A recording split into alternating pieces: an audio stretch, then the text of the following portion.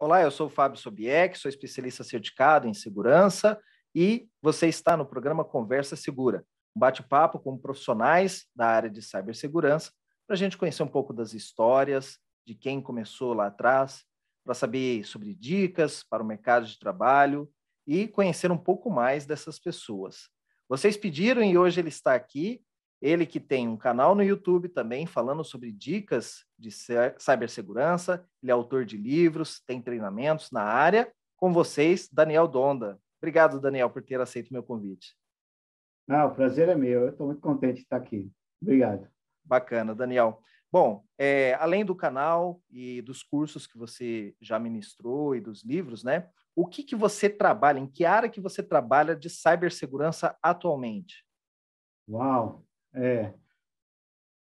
Bom, além do livro, o livro é uma coisa que eu sempre gostei de escrever, estou até com alguns projetos aí em andamento, mas o que realmente eu foco hoje eu estou trabalhando na Centro, é uma empresa de consultoria, né? Então a gente tem alguns projetos, e aí eu faço parte de um time muito legal, bacana, que é uma área de ciberdefesa. É um grupo específico, né, de profissionais voltados a essa parte mais ofensiva. Então, a gente tem a parte de pentest, threat intelligence, tem forense, tem, resposta a incidente, que é onde a gente mais atua, né, bem forte nessa resposta a incidente. E eu trabalho com verdadeiros hackers, tá? Para falar a verdade aí, eu acabei conhecendo um pessoal que fora da curva, como a gente costuma falar aí no mercado, né? Então, alguns a gente nem encontra por aí. Vou tentar achar ele aqui na rede social, não tem. Eles são pessoas especiais mesmo. Que tem um perfil diferenciado mesmo, né? Nossa, bem diferenciado. E eu estou nessa área que é mais gerencial hoje, né? Eu tenho um pouco ainda dessa parte técnica, eu gosto de fazer ainda, de colocar a mão na massa. Tenho a oportunidade de fazer isso muitas vezes, né? Mas é um pouco com um perfil um pouco mais gerencial, né? Então, tem vários outros profissionais que atuam diretamente lá no dia a dia, no cliente, nos projetos, nas respostas, e eu acompanho tudo isso. Então, é até uma oportunidade de continuar aprendendo e evoluindo, porque muitas frentes, né? Muita Afinal coisa de contas, não é acontece. só diversão, né? Tem que gerar negócios também, a área tem que circular, né? Então, a gente cria uma expectativa muito legal, né? Então, a gente tem um canal no YouTube, eu falo lá sobre alguns ataques, a gente vê o seu canal, a gente vai falando, aí fica imaginando eu lá no computador, eu vou Uhum. usar um Kali Linux e tal. Essa é a expectativa, né? A realidade, a gente estava fazendo reunião, entendendo o problema, dando solução, fazendo relatório, Boa parte. mas não tira esse lado também do desafio, né? Da Uhum. tecnologia de cibersegurança, que evolui tanto e que a gente tem que estar lá naquele dia a dia. Então, a gente não foge disso. Tem a parte chata, burocrática, mas tem a parte que compensa. Sim. Bom, você não começou, obviamente, nessa área, né?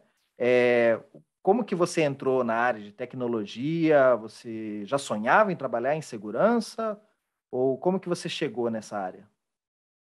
Pois é.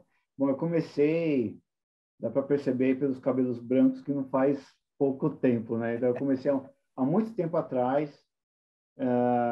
Foi praticamente em 95, 1995, eu tomei uma decisão do tipo, eu preciso seguir um caminho. E naquela época não tinha isso de cibersegurança. Male tinha as redes corporativas e tinha o menino do computador que cuidava das redes. Era mais ou menos isso que eu peguei no passado. E aí eu fui trabalhar, eu fui aprender a fazer montagem de máquina, aquela coisa bem básica. Comecei a me dedicar a isso aí, comecei a gostar, e eu vi que não era só montar, e tinha parte de sistemas, e tinha parte de rede, e aí eu falei, é rede. Eu gosto de rede, de infraestrutura, e eu fui, comecei a infraestrutura. Eu acho que a maioria, né, dos Uhum. profissionais, às vezes, dependendo da idade, começou na parte de infraestrutura. E, poxa, na época era muito mais difícil, porque a gente não tinha esse acesso que a gente tem hoje, a tanta tecnologia, né? A internet nos traz aí um monte de material, um monte de canais hoje no YouTube tratando sobre o tema. Na época eram poucos livros, revistas, tinha na boca de jornal, que era caro. Cursos eram caríssimos, caríssimos, eu não tinha condição de fazer curso. Meu primeiro curso até foi o meu cunhado que pagou para eu fazer. Não entendi quase nada do curso. Depois eu fui seguindo. Aí eu arrumei um trabalho, fazia um pouquinho lá de montar as máquinas, de ligar na rede, instalar o Windows. E aí eu falei, eu vou evoluir nessa área. Eu descobri que tinha certificações na época. E como eu já tinha, na época eu tinha 19 anos, assim, mais ou menos nessa época aí que eu estou falando, eu ainda não tinha faculdade. E eu precisava de algo rápido. Aí certificação, vou me certificar. E foi aí que eu descobri que tinha os cursos oficiais e as certificações da Microsoft na época. Ainda existe, tá? E ela é muito importante hoje para o mercado ainda. E aí eu fui fazer a certificação. Então, tinha um curso lá que era 7 módulos, eu tive condições de pagar um módulo. Aí eu comprei um módulo com o nome mais legal. Não foi o primeiro que eu deveria ter feito. Também foi uma dificuldade entender, porque, assim, acho que para todo mundo que está começando agora, acho que eles pensam muito nisso também, né? Poxa, o volume de informação é muito grande. Como que essa pessoa sabe tudo isso? Né? Como que faz parte de adquirir e absorver esse conhecimento? Então, eu fiquei meio desesperado lá na época. Mas a verdade é que, se você gosta e você vivencia isso durante todo o dia, aos poucos você vai absorvendo, né? Então, até já fica uma dica aí para quem está assistindo, para não se desesperar, né? É uma linguagem nova, é um outro mundo, sabe? Cada dia tem coisas novas que a gente vai descobrir, mesmo depois de 20, 30 anos no mercado, você vai descobrir alguma coisa nova, uma palavra que você nunca viu, faz parte. E aí eu fiz, então, esse curso, viajei também lá nas aulas, lá, entendi algumas coisas, outras coisas não, mas eu gostei. Aí consegui comprar um livro, consegui me dedicar, fui fazer a prova de certificação. Aí tirei minha primeira certificação. E não foi na primeira vez que eu passei. A primeira, dá para você ter uma noção, né? Então, tipo, Sim. por uma questão eu não passei. Puxa vida. Aí fui de novo. Você sai meio triste, meio... Mas eu não desisti, fui lá e fiz de novo.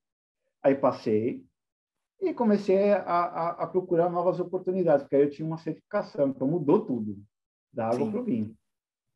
E só para a gente entender, você hoje mora em São Paulo, baseado em São Paulo, mas nessa época você já morava em São Paulo? Você é natural Morava em daqui? São Paulo. Morava em São Paulo, mas eu tive uma situação bem complicada, assim, então a gente morava e mudava muito, e era sempre dos extremos, tá? Era sempre dos extremos. E até para emendar na tua pergunta, eu mandei nessa escola que eu fiz o curso, que eu quase não entendi, aquilo me deixou maravilhado, né? Falei, meu Deus, esse professor aí, primeiro que eu achava que ele era rico, né? E que sabia coisas demais, né? Tipo, meu Deus, ele é muito bom. Eu gostava muito dele, é o Edson, lembro até hoje desse professor. E eu queria muito, gostei muito, e eu falei, quero trabalhar lá. Eu lembro que eu mandei um e-mail, e naquela época eu mandei um e-mail com o meu currículo, não estava nem anexado, era no corpo do e-mail.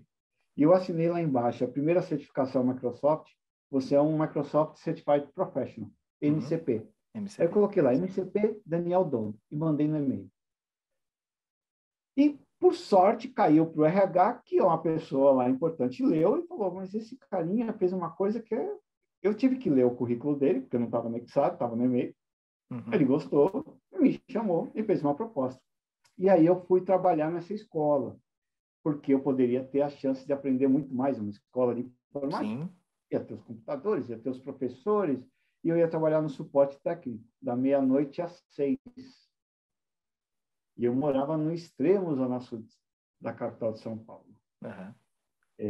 Bem longe. E era bem difícil ir também, e eu fui para ganhar menos. Mas foi uma troca muito importante, porque em um ano, mais ou menos, eu comecei a me dedicar de tal maneira que eu alcancei, na época, a certificação máxima, né, que era de MCSE, levou mais ou Engenheiro menos um Microsoft, ano, né? de engenheiro Microsoft, e depois eu me tornei um instrutor oficial lá. Eu fiz a certificação da Microsoft e comecei a dar aula naquela escola que eu fiz esse treinamento, esse primeiro treinamento. Sim, Não, é que eu recebo muitas perguntas do pessoal, né, falando, como que é? Será que eu tenho que mudar para São Paulo e tudo mais? E aí a gente mostra que mesmo quem nasceu aqui em São Paulo, não necessariamente tem as melhores oportunidades. Às vezes também não, quebra cabeça. Eu sim. já entrevistei um cara aqui que também que era da Zona Leste, o outro que morava na Moca, e não chegaram entrando em empresas grandes, né? Começaram em empresas pequenas. Sim, sim, a primeira empresa que eu trabalhei era, quem estiver assistindo que é de São Paulo, era lá na Zona Sul, extremo Zona Sul, quase lá no famoso Capão Redondo, faltava uma curva para chegar. E eu trabalhei numa empresa pequena que vendia produtos para padaria, coisa assim, e eu montava os computadores lá. Sim, E foi assim, era escadão para descer para trabalhar, escadão para subir quando ia para casa e estudar. E aí era um computadorzinho, e na época era o NT, uhum, aí depois que veio o Windows 2000 e muita dedicação. E quando eu fui para essa escola, nesse primeiro período que eu trabalhava de madrugada, foi a época que eu pegava um caminho tão longo que eu ia estudando. O foco era estudar. E sim. aí foi onde eu aproveitei o máximo. Eu tinha descontos para fazer a certificação. Acesso a Aproveitei livros cada também, né? Eu trabalhei e numa empresa livros, que né? comprava os livros, e aí eu estudava, fazia autoestudo pelos livros. Exato. O meu foi assim também. Eu não conseguia fazer, apesar de trabalhar numa escola, eu não tinha o tempo para estar lá na sala de aula. Então, eu Exato. tinha que fazer as salas, instalar o Windows. Só que assim, o aprendizado foi muito maior, às vezes, do que em sala, porque eu estava lá colocando a mão na massa, né? Verdade. Mas quem não tiver oportunidade como essa, algumas empresas realmente ajudam, tem os livros, tem laboratório, pagam cursos e pagam a certificação, Tem que cavar a né? oportunidade também, né? Exatamente, é isso que eu ia falar, porque assim, eu poderia ter ficado tranquilo, sem ter aquele problema de, primeiro, ganhar menos, segundo, trabalhar longe, e não ter que ficar estudando feito um louco, porque o começo é um pouco. Mas se você gosta, não é tão pesado. Só que, assim, eu tive situações onde saía de sábado, porque tinha criança pequena, e eu falava, vou estudar numa biblioteca. Eu ficava lá estudando, e era no Sim. papel, tá? Não é hoje no computador. Nem tinha notebook, imagina.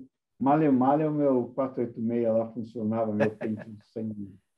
E como que foi a migração para a área de segurança? Porque o MCSE, ele tinha uma, pelo menos eu não sei como que está hoje, mas ele tinha uma prova opcional que era do ISA Server, né, que envolvia um pouco mais de segurança, né? Como que você veio parar nessa área de segurança?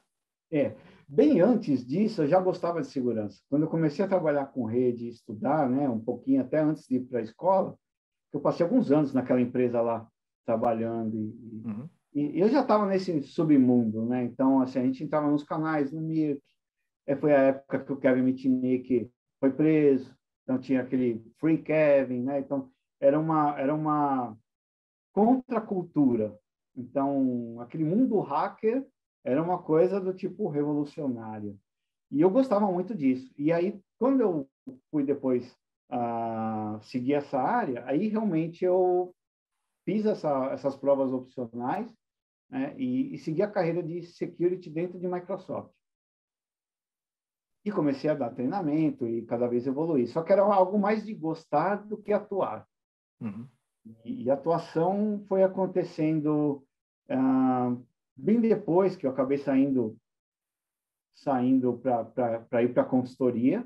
E na consultoria você tem mais contato com essa área, apesar que não era tão forte quanto é hoje. Hoje, as empresas investem em segurança, tem profissionais de segurança. Naquela época, era um bracinho de TI, alguém de segurança, né? Então, mas já começou naquela época, em 98, 2000, no bug do milênio, eu já estava envolvido não, gostando dessa área de security. Ainda não É a estava mesma tão. coisa que está acontecendo com privacidade hoje, né?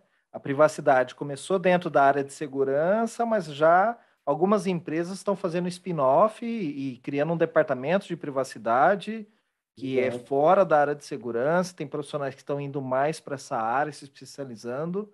né? E criando novas oportunidades no mercado também, não é? Exato, exatamente.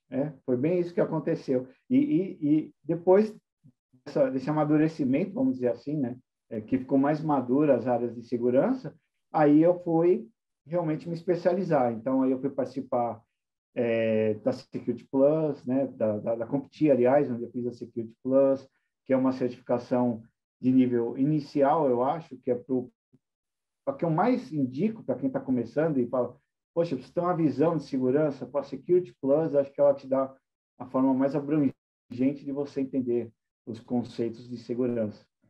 E aí eu fui evoluindo, né? Depois eu fui para seguindo a carreira de ethical hacker dentro da SC Council, fui instrutor de ethical hacker e de forense durante um período, era o instrutor oficial da SC Council, mas como eu criei os meus cursos, na época eles não gostaram muito que tivesse essa rivalidade, Sim. e aí eu optei por abrir mão, deixar de manter lá a certificação de instrutor da SC Council e focar na minha carreira. E aí foi onde eu fui para outras empresas, e tocando meus projetinhos, que não é um projeto para concorrer com ninguém, era para compartilhar. Eu gosto muito de compartilhar aquilo que eu aprendo. Sim, bacana. Bom, quando que foi o seu primeiro livro que você escreveu e o que te motivou a escrever esse livro? Foi para investir ou alguma coisa assim? Como que foi a ideia? A motivação dele foi bem interessante, né? Era para eu participar de um projeto para escrever um material de um curso. E eu fiquei super motivado para participar, e depois eu fiquei sabendo que eu não estava mais no projeto. Eu falei, então, e agora? Eu vou escrever uma outra coisa aqui, eu vou escrever um livro de certificação. Eu estava no foco de me certificar naquela época e eu escrevi um guia de certificação. E foi um sucesso, né? Esse livro teve várias edições, acabava assim, tipo, e muita gente se formou seguindo esse livro, e eu segui um padrão de tentar simplificar as coisas, né? Tudo aquilo que é uma linguagem um pouco mais complexa, deixar uma linguagem mais clara. Eu tento fazer isso, ser objetivo, assim, sabe? Sem muita subjetividade, sem muito blá, blá, blá. Eu falei, vou colocar tudo junto, simples. E foi o sucesso, né? Esse foi o primeiro. E aí o segundo foi sobre o Windows Server Core, e eu gosto muito de linha de comando, né? Sempre gostei de linha de comando. E eu falei assim, Sim. poxa, acho que agora é hora de eu colocar na prática aquilo que eu conheço, e vamos falar sobre operação de sistema operacional através de linha de comando. Vale para o sistema novo e vale para qualquer um outro. E aí também foi um boom, foi bem legal.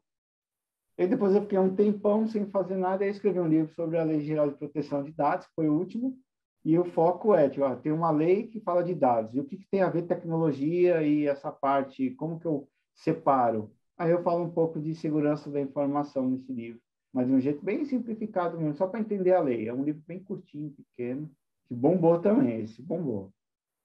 Porque Bombou. o Mas pessoal não tem fiquei. bastante interesse, né? Como aplicar a Sim. privacidade dentro da tecnologia, né? Que a maioria dos livros vem do pessoal de direito, né? Explicando a lei. É, eu comprei alguns aqui, era tudo de direito. Eu falei, pô, legal, estou entendendo, mas eu acho que tem um gap aí. Eu precisava colocar isso agora na parte prática. Tanto é que o nome do livro é LGPD na prática, né? Então, a Uhum. lei fala isso, o que eu vou e faço no computador, na rede, na empresa? É isso. Eu tentei fazer bem simples e deu certo. Certo. Daniel, a pergunta que mais o pessoal nos faz pelo YouTube e nas redes, né?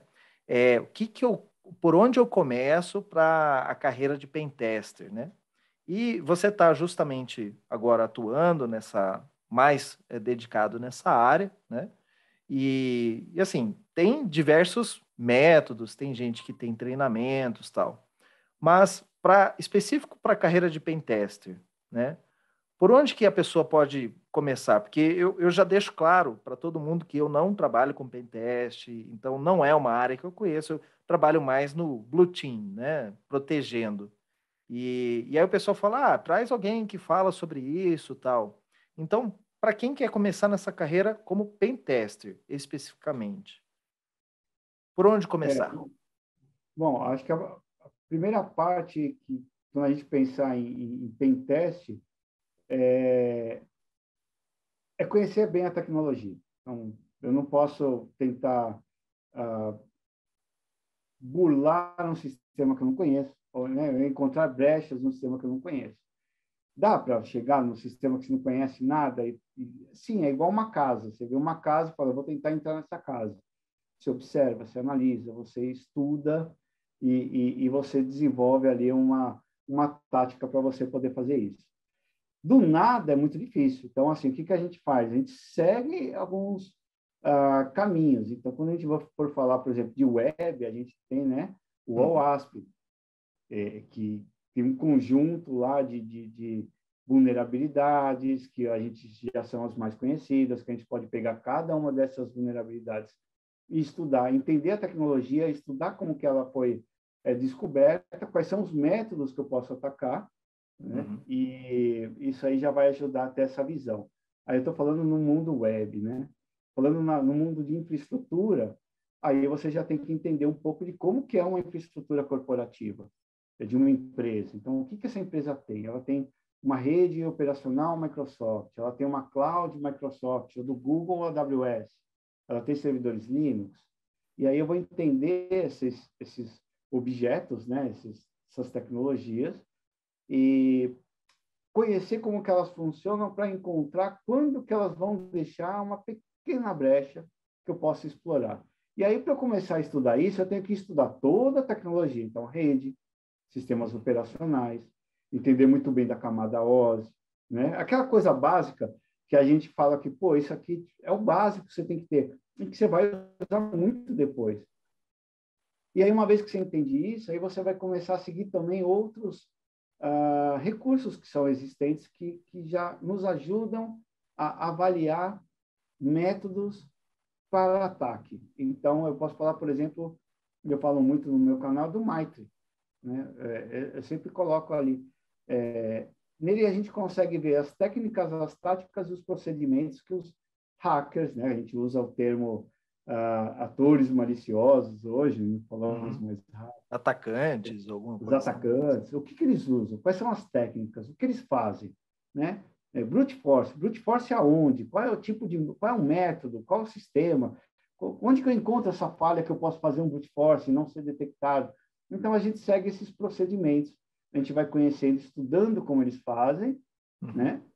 Entenda eles, pense como eles, para você ir lá e identificar dentro da corporação. Aí eu acho que é um bom caminho. Então, o caminho básico é entender, acho que o conceito, que é bem importante. Web, você tem que entender das linguagens web, né? Entender como que funciona os sistemas e aplicativos na web. Vai fazer um pentest de infraestrutura, tem que entender rede, sistemas operacionais, né? A parte do networking, e depois você vai caminhando aí pelos lados mais de pequenos detalhes.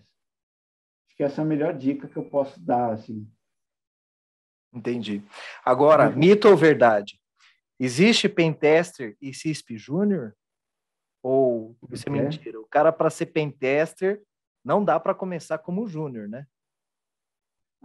Dá sim. Porque, assim, o que acontece tudo depende da empresa. Então, ou o cara vai trabalhar como sozinho, eu vou ser um pentester. Eu vou trabalhar com bug bounty, vou tentar descobrir bug e ver se a empresa me paga. Cara, sendo júnior, você vai ter dificuldade, você vai ter que aprender sozinho, e você sozinho vai se tornar ali um expert no assunto, senão você não vai ganhar dinheiro. Agora, dentro de uma empresa séria, geralmente você vai ter lá um sênior, você vai ter uma pessoa que vai precisar de braço para ajudar a fazer as análises de pentest, a criar um relatório. Então, mesmo que você não esteja lá no código, não vai abrir, sei lá, uma ferramenta para fazer um man in the middle e começar a identificar as falhas, né, no site, você vai estar acompanhando. Então, você é um júnior que vai estar em pentest, vai acompanhar, vai aprender e desenvolver. Tem sim, né? Tem caminho. Hoje, principalmente, né? Hoje mudou muito o conceito. Isso é uma boa notícia, então. Porque realmente o pessoal me pergunta, fala, mas eu quero começar na carreira, mas já como pentester.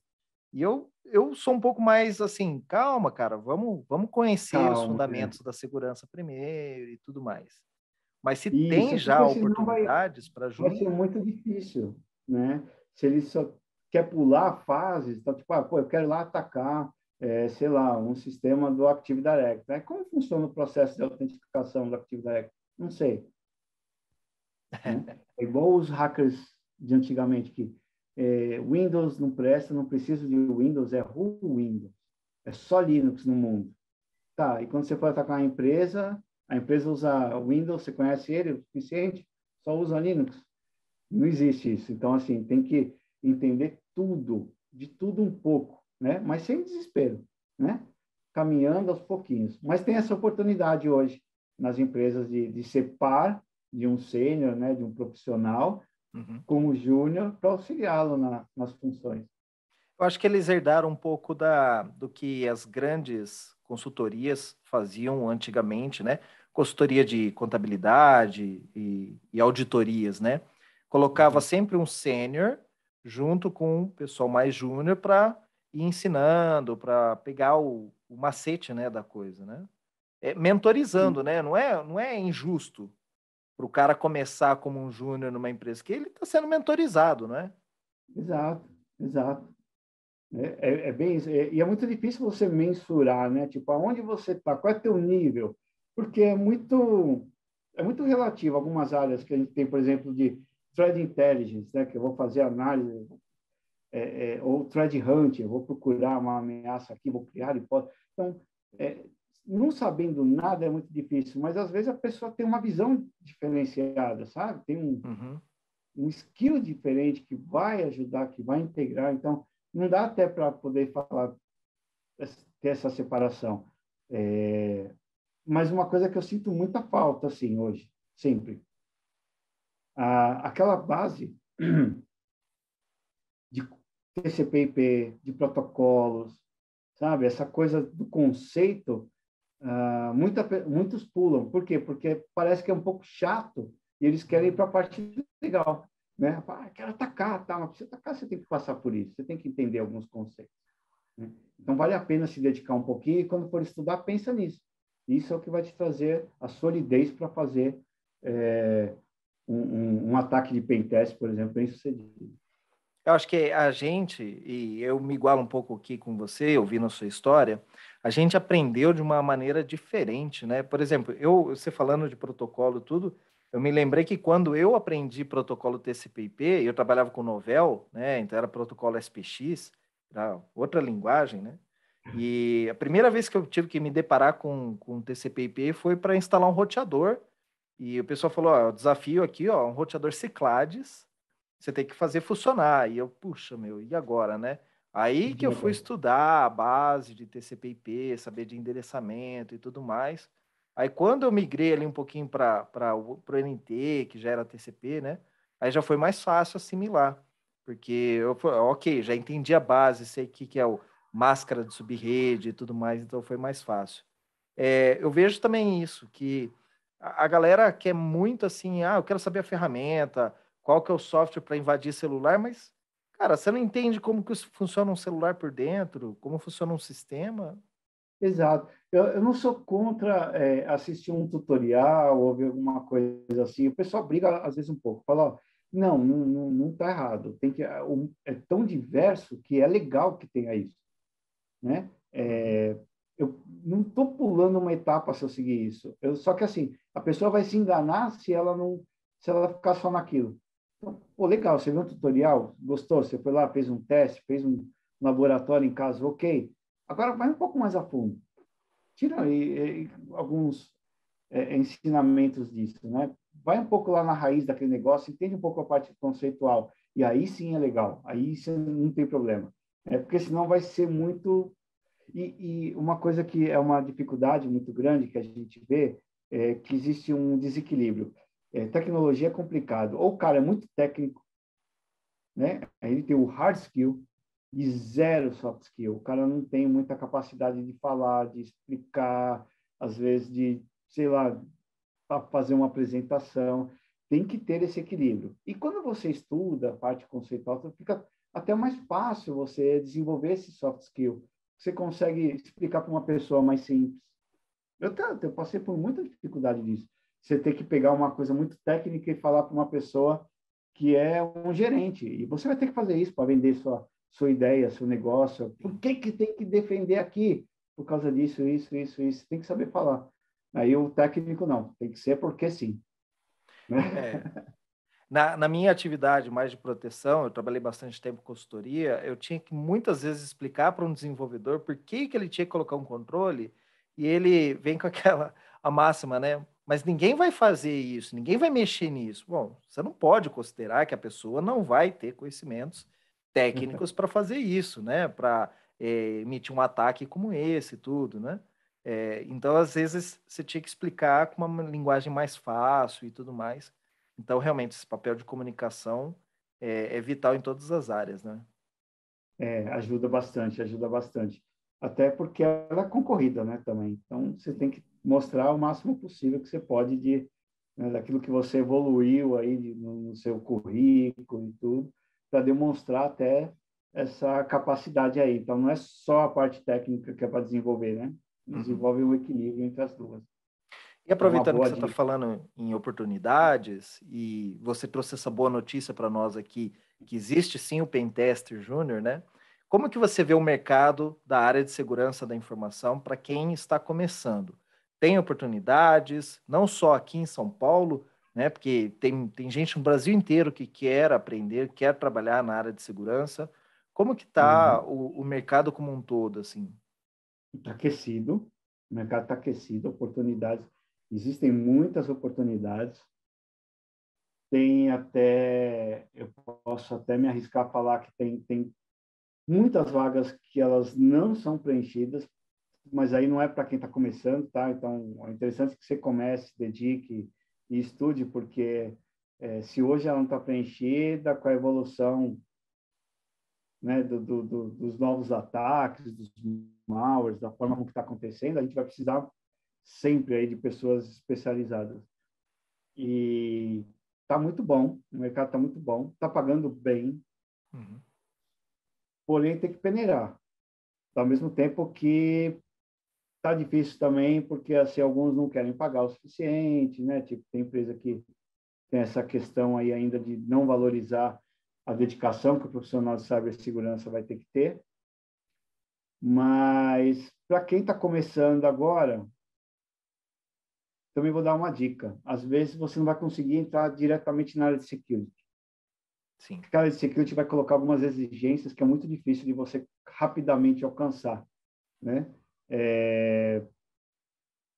Então, você pode, se você estiver almejando alguma vaga em alguma empresa, alguma coisa, veja se tem alguma outra vaga, né? Veja se você vai para a área de, sei lá, de infraestrutura, se tem alguma, né? Tem tantas áreas, às vezes, que você pode, depois que estar lá dentro, se movimentar, e é muito mais fácil você chegar dentro da corporação e falar, ó, meu foco é cybersecurity. Eu sei que tem uma área, eu gostaria de aprender mais, participar. É a melhor coisa que pode acontecer, tá? Isso geralmente dá muito certo. Porque entrar diretamente, eu quero trabalhar no Red Team aqui. Poxa, Uhum. mas vão te pedir tanta coisa, né? Muito provavelmente não vai ser fácil passar nas primeiras fases aí de entrevista. Mas E às vezes tem também tem que ter a experiência prática, né? E aí é interessante entrar numa empresa que pode te oferecer projetos, clientes, para você adquirir um pouco de prática e depois, mais tarde, você migrar para outra área dentro de segurança, de tecnologia para a área de segurança, né? Por exemplo, quem exatamente. é desenvolvedor, às vezes pode entrar numa Accenture, por exemplo, né, como você fez, e entrar como desenvolvedor e depois tentar fazer uma promoção lateral, alguma coisa assim também, não é? Sim, sim, sim. Isso com certeza tem, isso acontece o tempo todo, né? Igual que eu não imaginava o tamanho que é, né? Assim, quando eu entrei. Ela é enorme e tem muitas áreas, tá? O nosso time, ele é considerado um time pequeno, mas tem umas 200 pessoas.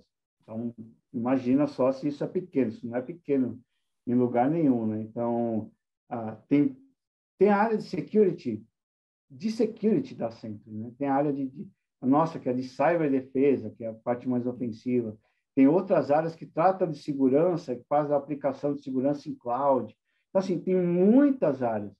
E nada impede que a pessoa na hora comece a falar, poxa, eu quero trabalhar com advanced attacks aqui. E ele começa a caminhar, encontrar pessoas, participar e aprender. E isso vale principalmente para o cara que entra, para o júnior, né? Para aquele que está fazendo os seus primeiros passos aí na área de tecnologia, é mais fácil ainda, né? Mostrar que ele quer aquela ali. Uma coisa que é importante, né? A gente sempre bate, acho que você já deve ter falado também 1000 vezes aí, que poxa, é importante ter o inglês, mesmo que seja um inglês básico, uma boa leitura, não precisa sair falando, né?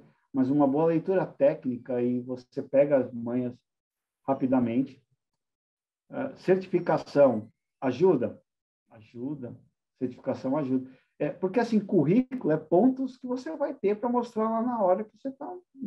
Então, se você tem uma certificação, seu concorrente não tem, você já está na frente. Faculdade tem que ter? É muito bom, né? Muito bom ter.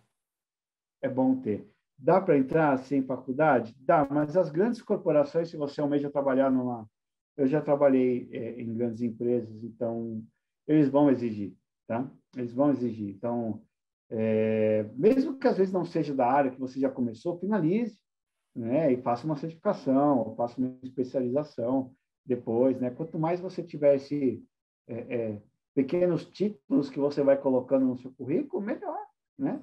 Cursos, coisas assim. Não deixa ele pobrinho, não se acomode no começo. Bom, Daniel, precisamos chegar ao fim dessa conversa, que está muito boa, mas a gente marca um outro dia com uma cerveja ou alguma coisa assim, né? Agora você está falando a linguagem que eu entendo de programação. Isso aí. Agradeço mais uma vez a participação aqui, né, o seu tempo, e por ter compartilhado conosco essa sua história de vida, né? Que as pessoas também vejam o sucesso que você tem hoje, escrevendo livros, fazendo talks, né, palestras e tudo mais, e veja que todo mundo tem um começo difícil, né? Então, agradeço muito você ter compartilhado aqui a sua história. Obrigado, Daniel. Obrigado. Fico muito feliz de ter compartilhado. Pode me chamar que eu volto aí. E o seu canal, suas redes sociais, para quem quer te seguir, quer conhecer um pouco mais do seu trabalho? Eu geralmente centralizo, mas se entrar no youtube.com/Daniel Donda, lá já vai ter nas descrições lá de cada vídeo, todas as outras, o site, os livros, os cursos, está tudo lá. Tá, vamos deixar aqui linkado também nesse vídeo e no podcast, né? Para quem quiser te acompanhar e poder ter mais acesso aí também ao seu conteúdo. Valeu, cara. Obrigado. Forte abraço. Tchau, tchau. Bom, vocês viram aí a conversa com o Daniel Donda, né? Conforme vocês pediram, aí a gente conseguiu trazer. E se você tiver outras pessoas também que você quiser conhecer como foi o começo de carreira, indique aqui nos comentários que a gente vai correr atrás. Avisei já que o nosso network aqui, às vezes eu consigo trazer as pessoas, não posso prometer a todos, né? E se tiver algum assunto da área de tecnologia, de cibersegurança, que você queira saber um pouco mais, também pode colocar aqui, postar aqui, que a gente vai gerar conteúdos aqui, ou eu, o Daniel, pode gerar conteúdos para vocês aprenderem um pouco mais dessa área de cibersegurança. Como sempre eu digo, fiquem seguros.